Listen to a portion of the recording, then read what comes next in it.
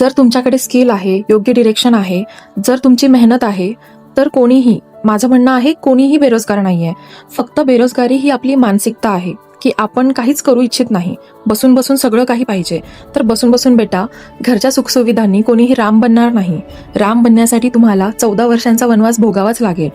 तुम्ही घरच्या सुखसुविधांनी काहीच करू शकणार नाही. घरच्या सुखसुविधांनी फक्त आयुष्याचा गुजारा होईल, फक्त घरापर्यंतच मर्यादित राहील. जर बाहेर पडायचं आहे, स्वतःची आयडेंटिटी बनवायची आहे, स्वतःच्या बळावर उभं राहायचं आहे, तर तुम्हाला या सर्व गोष्टी, सुखसुविधांवरून लक्ष हटवावे लागेल.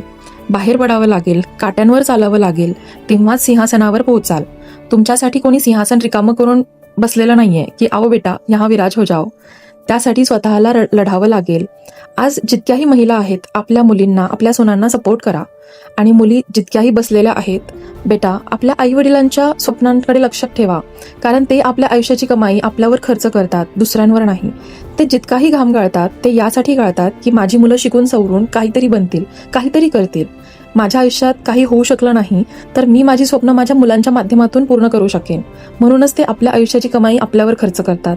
तर आपली जबाबदारी अजून वाढते की स्वतःच्या स्वप्नांसोबत, स्वतःचं स्वप्न तर पूर्ण होईलच, त्यासोबत जे आईवडिलांचं स्वप्न आहे ते जेव्हा पूर्ण होईल, तेव्हा त्याची खुशी किती असेल.